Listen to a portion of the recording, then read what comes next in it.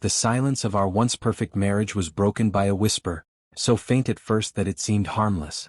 It's strange how betrayal creeps in, an unnoticed shadow, an offhand comment, a momentary glance at the clock. The cracks, subtle and nearly invisible, begin to stretch until, before you know it, your entire world fractures, exposing the raw, unhealed wounds of deception. My name is David. I am an artist, but not the kind who paints pretty pictures to match someone's decor. My work is born from struggle, layered with passion, and shaped by the kind of questions that make you doubt the very foundation of your existence. For years, Claire was my greatest muse. My wife. The woman I had spent countless hours dreaming of long before I met her. Claire was breathtaking, intelligent, strong, with a presence that could turn a crowded room silent. We met when she was an art critic, and I was a struggling artist trying to claw my way into the world. She saw something in me no one else had. She believed in my vision and stood beside me as I shaped my work, my identity, and my career. Together we built a life I thought was unshakable. But life has a way of shifting beneath your feet, revealing cracks you swore weren't there. In hindsight, I should have seen it coming, the distance, the quiet withdrawal.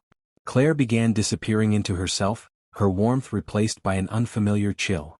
She worked late, left early, and spent hours away under the guise of curating her gallery or meeting clients. All plausible. All excuses. The unraveling began on an otherwise unremarkable night. I was in my studio, hunched over a canvas smeared with deep crimson hues, a reflection of my growing frustration and gnawing suspicion. Claire's phone buzzed on the kitchen counter. I wasn't one to pry, never had been. Trust was the cornerstone of our marriage, or so I thought. But that night, something in me shifted, a pull I couldn't resist, an instinct too loud to ignore. When I picked up her phone, my hands were trembling. The message was from someone named Andrew. I can't wait to see you tonight, Claire. I think about you every second. We'll be together soon. I promise.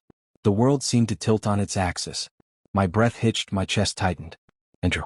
A name I'd never heard before, yet here it was, tied to my wife with words laced in intimacy.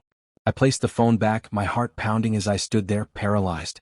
That one message told me everything I needed to know. That night I didn't sleep. The silence of the room felt suffocating, and the image of Claire with someone else clawed at my mind. My thoughts spiraled, not just about her betrayal but about my own blindness. Had I been so consumed by my work that I'd missed the signs?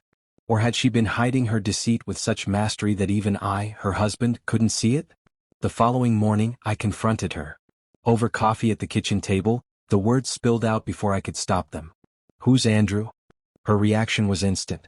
Her face went pale, her composure faltering for a split second before she forced a weak smile. David, what are you talking about? I didn't reply. Instead, I reached for her phone and showed her the message. The silence between us thickened, heavy and unbearable. She stood, gripping the edge of the counter as if it might anchor her. Her lips trembled, her voice breaking. David, you have to believe me, it's not what you think. But I did know. I'd known the moment I saw her face, the way the truth lingered in her eyes, too raw and too real to be denied. The walls around us, the life we had built together, crumbled in an instant. Tell me the truth, I demanded, my voice hoarse and unfamiliar to my own ears. And so she did. Between broken sobs and trembling words, she confessed. It had begun months ago at a gallery opening where she'd met Andrew, a wealthy collector, charming and sophisticated, everything I wasn't. She told me she fell for him like an addict falls for their first hit.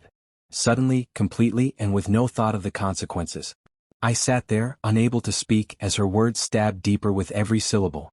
She tried to explain, to justify, but there was no undoing what she had done. No amount of words could erase the image of her, my Claire, with someone else. Betrayal, I realized, doesn't just shatter trust. It obliterates the very fabric of who you thought you were. And as I stood in the wreckage of our life, I knew nothing would ever be the same again. It began innocently enough. A spark that ignited something darker, something far more destructive than I could have imagined. What started as whispers and stolen glances escalated into a revelation so shattering that it left me hollow. Claire wasn't just unfaithful. She was planning to leave me, to walk away from our home, our life, and everything we had built together. The finality in her eyes when she told me was like a blade slicing through my chest. There was no apology, no regret, just cold certainty. She had made her choice and it wasn't me. But I wasn't ready to let her go, not yet. I couldn't allow Claire, or Andrew, to dismantle my life and walk away unscathed. They thought they could betray me without consequence. They were wrong. The plan came to me slowly, almost like a brushstroke on a blank canvas. At first, I allowed Claire to believe I was broken. I played the part of the shattered husband, drowning in grief and loss. I spent hours alone in my studio, staring at blank canvases or painting with wild, chaotic strokes. I let her think I was consumed by despair. But I wasn't. I was plotting. I've always been a patient man. As an artist, I understand that true masterpieces require time. If I was going to exact my revenge, it had to be like art, precise, deliberate, and devastatingly beautiful. It began with the paintings. Each one was more intricate and haunting than the last. These weren't just portraits, they were psychological dissections of Claire. I painted her as I saw her, a woman driven by vanity and desire, her polished facade crumbling under the weight of her betrayal. The colors were vivid, chaotic, and raw, capturing the storm of anger and heartbreak within me. But there was more. Hidden within each painting were subtle details, clues only Claire would recognize. A stolen glance, a tender embrace, a fleeting touch, all reflections of her affair with Andrew. To the world they were abstract masterpieces. To Claire they were daggers. As the months passed, my work gained momentum. Collectors fought over my paintings, galleries clamored for exhibitions, and my reputation soared. Claire was oblivious to what I was doing, too busy basking in the glow of her own success to notice that I was using her vanity against her. And then came the final act. Her gallery's annual exhibition was the pinnacle of her career, a night she had been preparing for with meticulous care. The invitations promised an unforgettable evening, showcasing the best of Claire's work alongside a special guest artist, me. The irony was exquisite. The gallery was packed with the elite of the art world, critics, collectors, and connoisseurs, all eager to see what I had created. I watched from the shadows as Claire reveled in the attention, smiling and greeting her guests, unaware that the world she had so carefully constructed was about to collapse. When the moment came, I stepped forward, my heart pounding in my chest. The room quieted as I addressed the crowd. "Ladies and gentlemen," I began, my voice steady and cold, "allow me to introduce the latest addition to my collection, The Fall of the Artists." I pulled back the curtain to reveal my masterpiece. Gasps rippled through the room.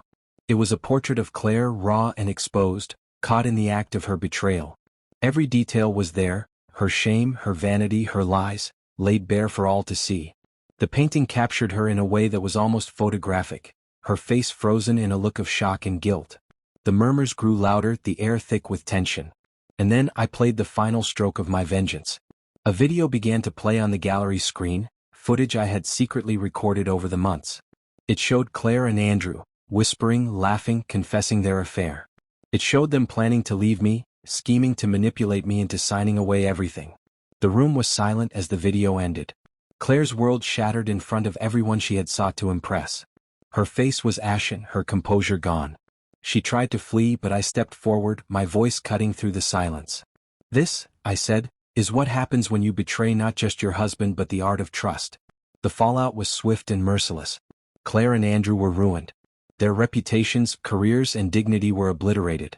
They were left with nothing. And me? I walked away, my masterpiece complete.